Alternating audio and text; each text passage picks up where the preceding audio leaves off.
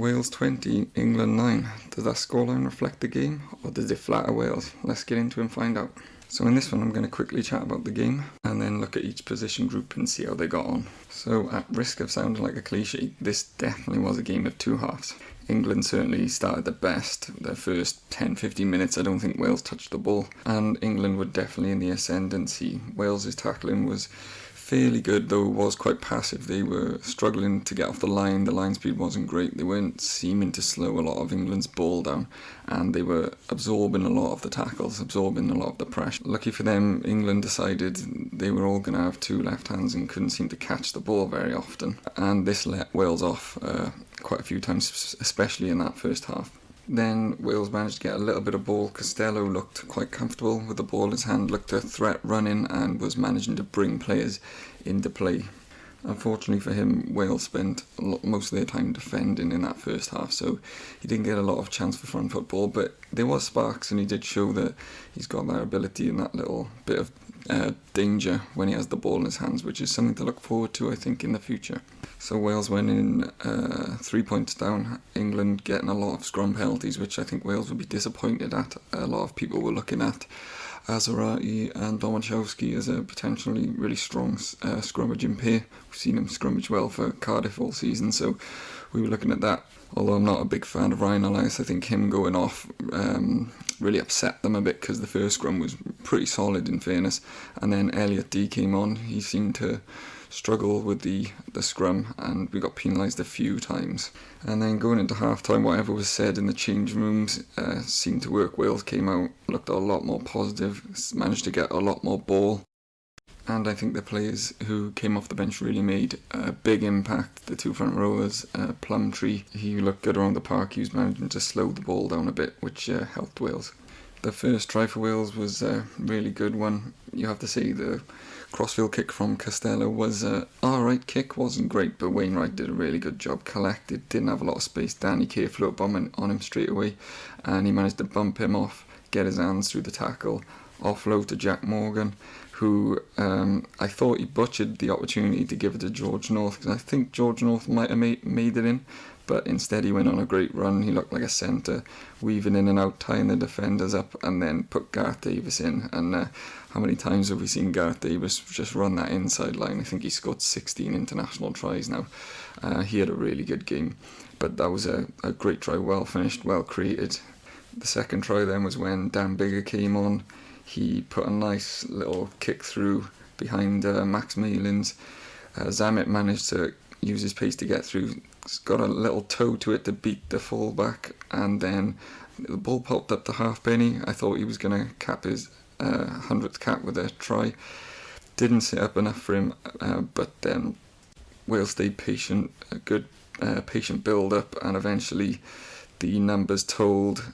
England's defence was all over the place, and George North, you're never going to stop him from that close out one-on-one, little step inside, and a nice easy dab down for the big man, who I thought had a really good game. Mason Grady then almost going in the corner with a pick and go. He actually had to come on at second row, which is crazy, but it didn't necessarily look out of place. He's a big guy. And also the Lewis Rees-Zammit, it was a good bit of play in the backs. The scrum was really strong, give us a good platform. Got out to Zammit, chipped it over the top, probably overcooked it, but his pace is so much that he managed to actually beat Stewart to the ball. The ball just bounced up, and looked like a try. TMO Joe Neville actually awarded it, but Nick Berry was watching on the big screen. He wasn't happy. They had another look at it, and I think it was millimetres, but it was a knock-on for my eyes. And then they overturned it, and I think that was the correct decision. Zammit was a bit disappointed, because it was a really good effort and it would have been a great try, but there we are, not to be, but still a good result. Really going to give us confidence going into the next two games, which is going to be hard. I think England are really going to put out a strong side now next week, and they're really going to want to get that one back going into the World Cup. So anyway, let's have a quick run over the position groups. Elias obviously went off straight away, so Elliot Dee was okay around the park. His line-out was good, but the scrum time was a little bit of an issue. It was better when Nicky Smith and Henry Thomas came on. I'd like to definitely see them start the next game. They won a few penalties in the second half, so that was good. Domachowski and Azarati, as I said, will be a bit disappointed. They did win a penalty before they went off, so at least it gives them a bit of confidence. But they'll be disappointed. They were good around the park, but scrum time is where they earn their money, and a little bit disappointing, unfortunately. But young and plenty of time to develop.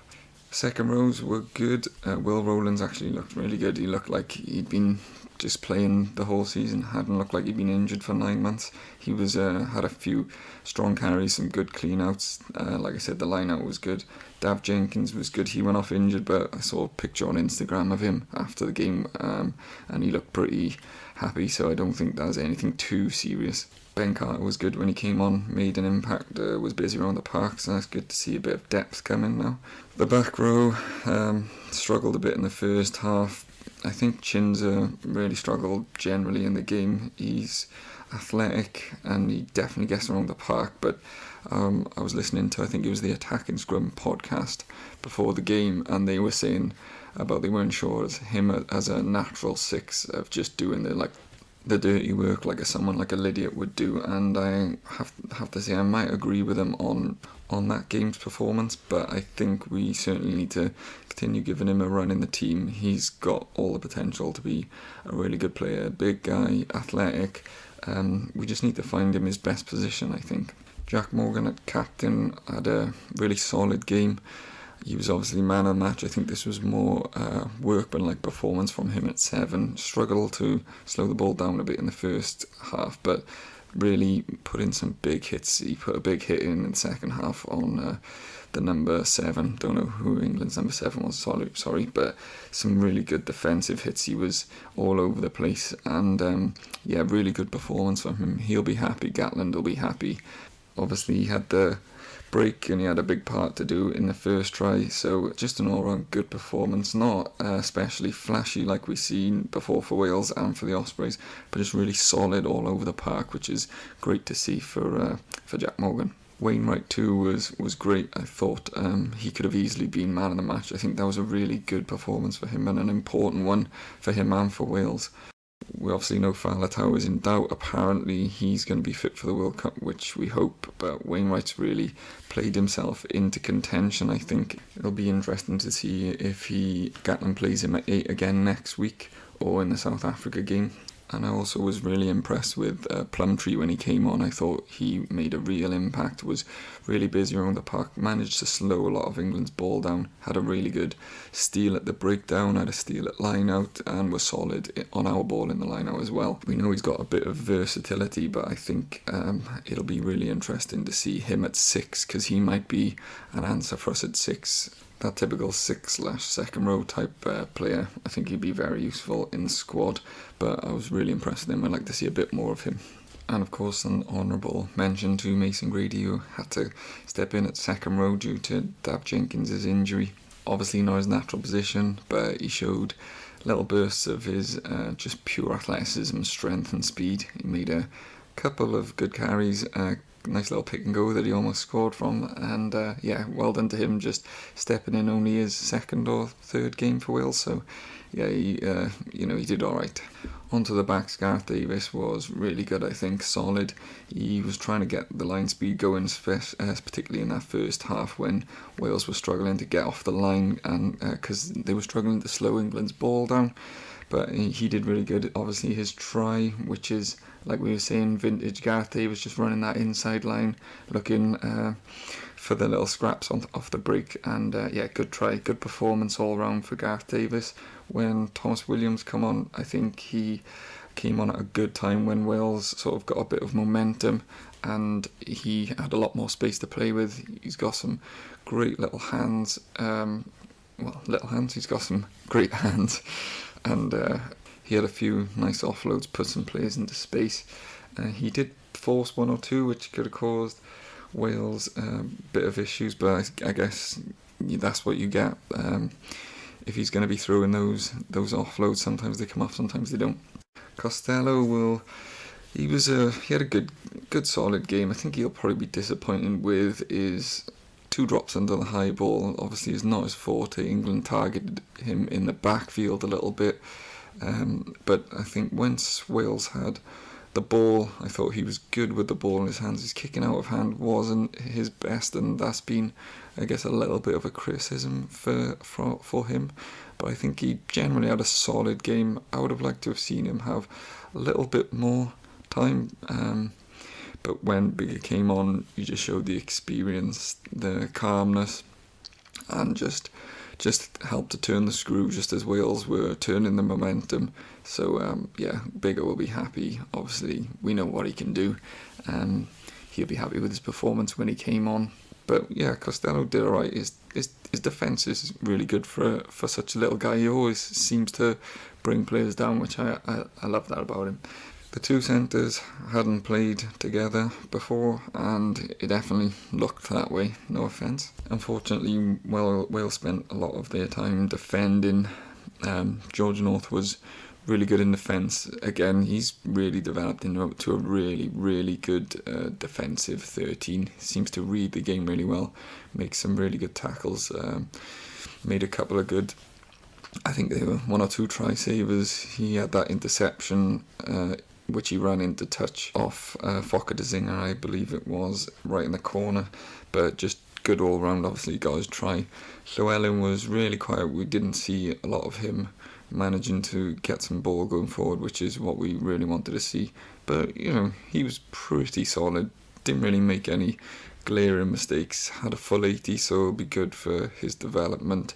Good for Gatland to see him, and yeah, he was okay, and without sort of managing to get an awful lot of ball.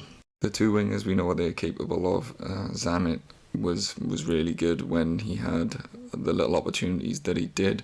Obviously almost scored that try from nothing, had 1 or 2 sort of half breaks which he didn't manage to get away, but he just always looks so dangerous whenever we get the ball in his hands. I think as I said in a previous video, I think we need to get him as much ball in hand as possible.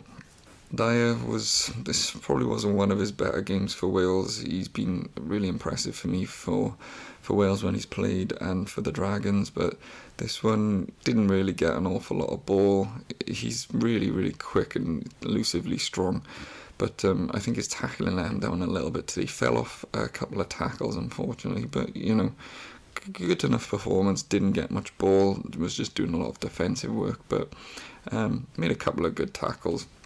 And then Halfpenny, obviously it was his 100th cap, and he was, you know, pretty solid like he always is. No mistakes. Kicked all his kicks which you need, and I think he just adds that level of calm to just I think the whole team. He's just so calm and composed. Nothing seems to faze him. A couple of really good try-saving tackles probably as well. Yeah, so I think Gatland just seems to love him. With Liam Williams seeming like he's going downhill more and more every time he plays, I think Halfpenny could be in pole position for that fullback position. I said in my previous video that I would like to see Zammit there. I still would like to see Zammit there, even if they give him like some just time at the end of a game, maybe 20 minutes. But I think Halfpenny is going to be probably or possibly the fullback going forward for the next few games. Especially if I was picking the team for the first game of the World Cup, I would probably go with Halfpenny. But yeah, overall a great result for Wales, much needed confidence booster. A few players may or may not have played themselves in or out of contention. If there's anyone you think has played themselves in or out of contention, please let me know in the comments. We can have a nice friendly debate or discussion about it. But that's all from me. Thanks for watching, subscribe, and I'll see you on the next one.